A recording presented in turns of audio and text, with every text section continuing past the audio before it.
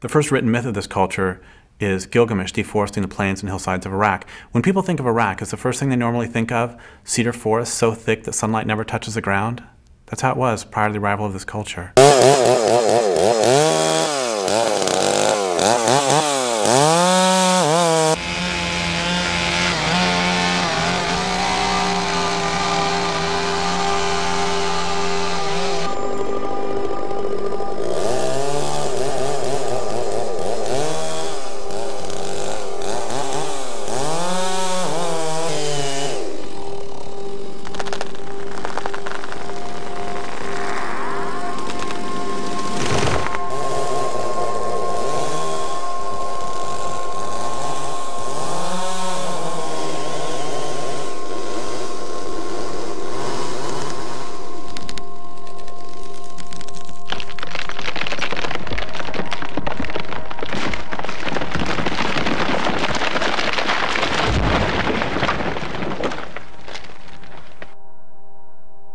So as a long-time grassroots environmental activist, and as a creature living in the thrashing endgame of civilization, I am intimately acquainted with the landscape of loss, and have grown accustomed to carrying the daily weight of despair.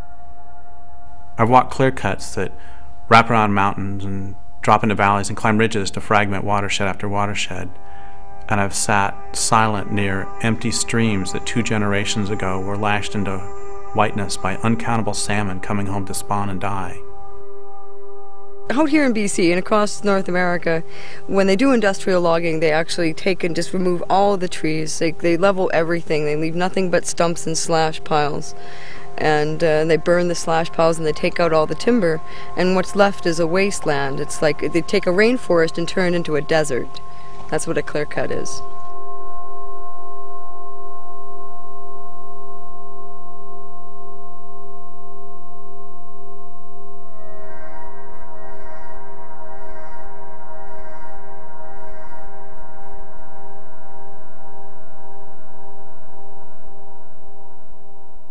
They use them for pulp, they export them whole to the United States and to Japan.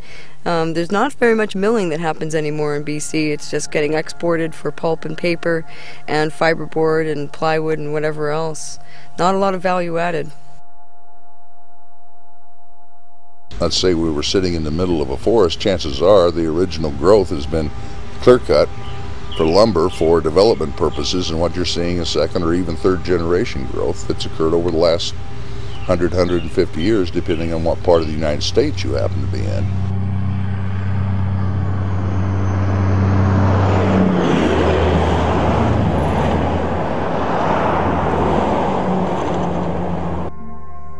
There's still a strong push to harvest as much of the western red cedar as they can.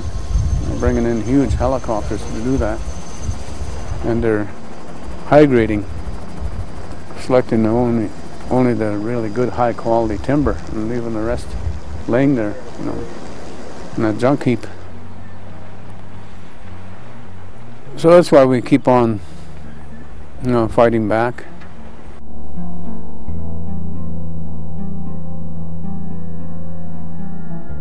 I think the last straw was when they wanted to log the valley of Ista because of its historical and spiritual significance to our people.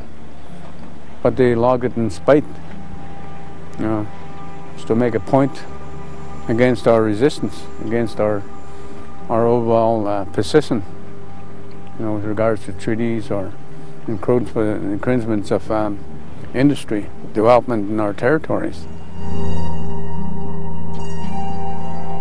It destroys the soil. In a lot of these areas, like this clearing behind me up on the hill, you can see the soil is exposed.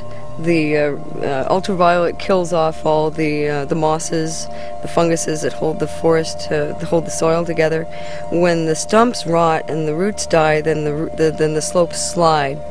And often there's not much regrowth, there's no regeneration of the forest. They do some replanting. It doesn't always work because there's no soil left. It washes down into the streams, it kills the salmon, it fills up the reservoirs, it causes all kinds of flood damage downstream. This is also a tremendous resource that, you know, the life on Earth has provided in order to make more life. I mean, the basis of life on Earth is soil. Without it, we would not be here. That's terrorism. Stripping down on all the trees, ripping out the trees in the forest, and now they're going to rip out the guts of the land with looking for copper and gold. And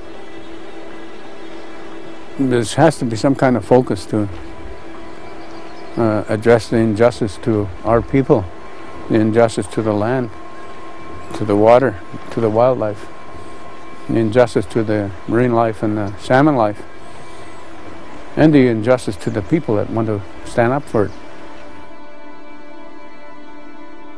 When we block the road, these trees are very valuable, and the laws are all profit-driven. They're all driven by the corporations. The police are there to enforce the corporations' right to log, not to enforce our right to stop them and protect the ecosystem. There's so little that's left of the old-growth forest like this that we see on the sides here, that people are putting their bodies on the line. They are willing to make huge sacrifices to stop the forest from being sacrificed, and the water and the air quality and the global climate. Now, how many people are they going to drag away and put in jail so that they can continue to exploit the land for mega profits? Wildlife habitat is being destroyed, our rivers are being polluted, the salmon are disappearing. This is an atrocity! This is a violation of Aboriginal rights! I will not go to jail!